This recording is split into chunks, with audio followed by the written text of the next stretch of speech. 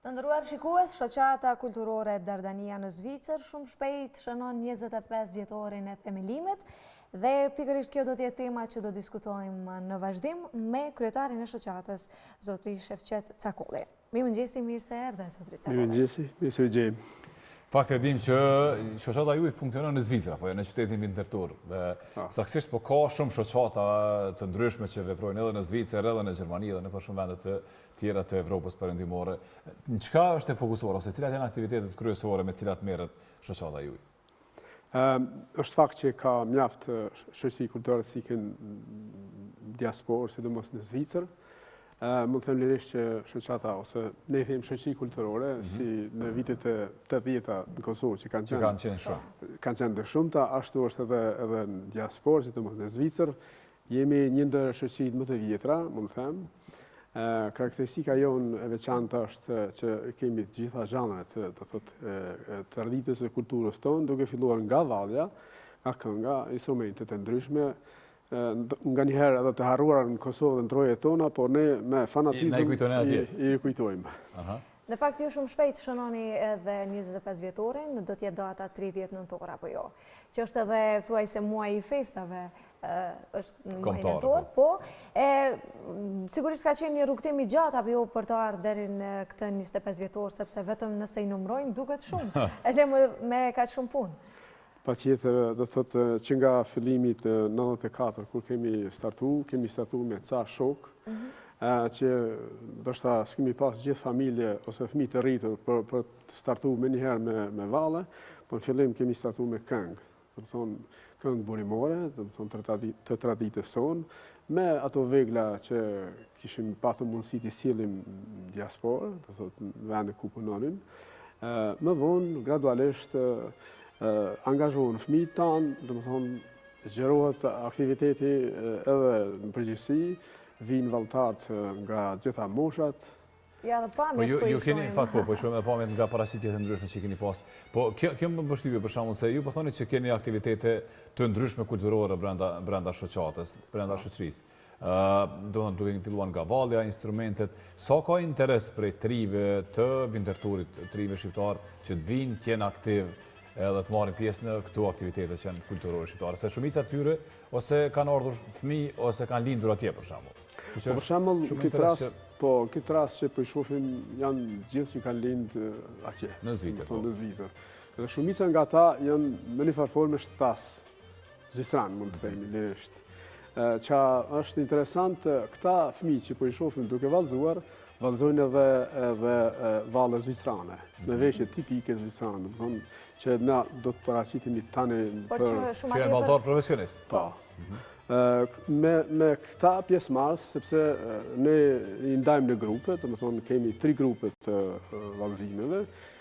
Këtu jemi me grupin e të rriturve, do të thonë është një pjesë, po interesimi i trive është shumë i madh, saqë ne si Dardani u deshtë në nda 3 herë, si vëllezër ku ndahen, sepse nuk na zën ambienti.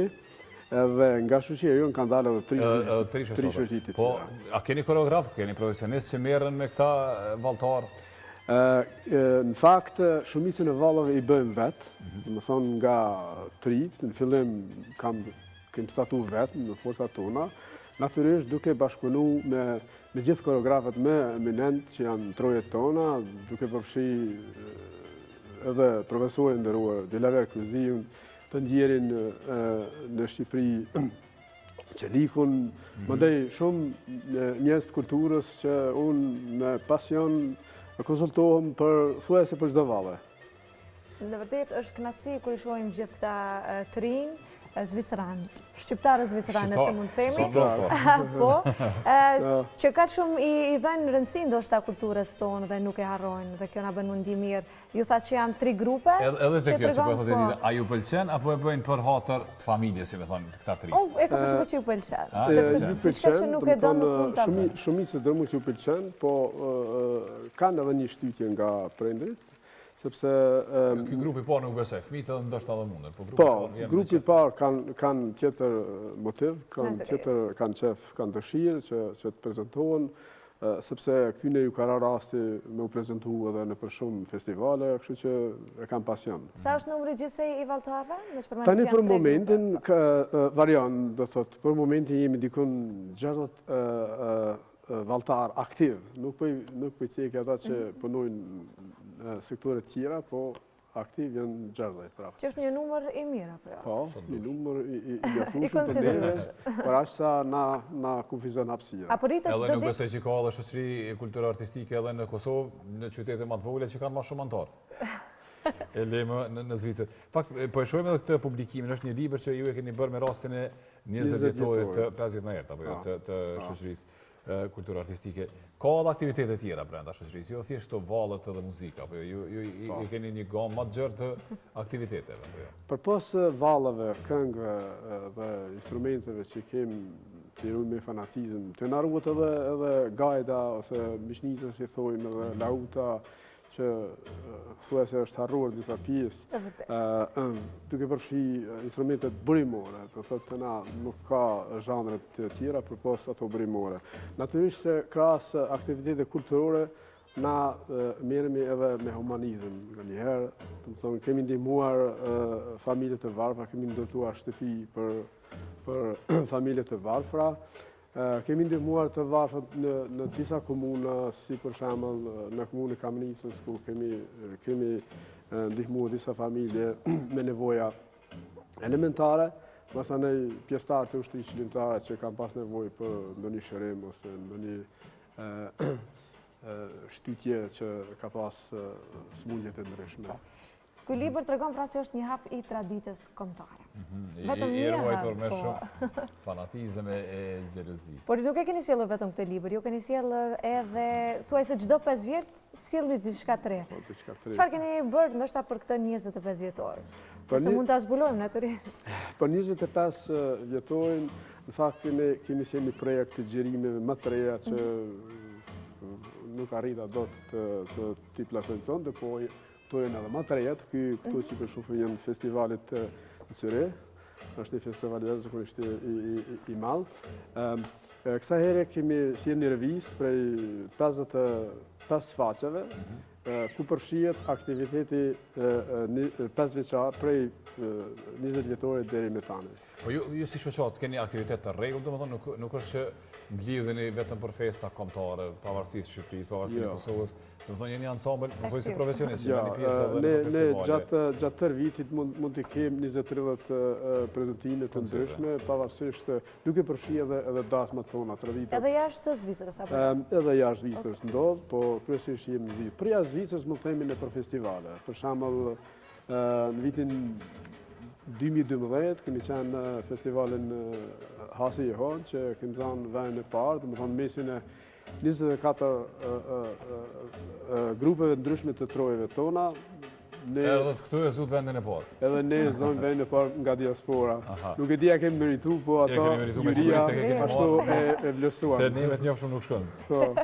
Edhe më tregoni, domethënë se po duam të ndalë te gjeneratat e reja, sigurisht, po okej, po gjeneratat e reja fëmijët sot pavarësisht që disa mund të mos flasin shqip mirë, vinë aty me shumë pasion apo jo, domethënë nuk është që thjesht pas një kohe mund të rrezikohet në thojza e ardhmja e shoqërisë. Ose këtu mund të evolvohen edhe një fëmijë zvicran, ndoshta duke u pëlqyer duke pa aktivitetet tona. Sikur që ne shkojmë për vallëzime latine për shembull.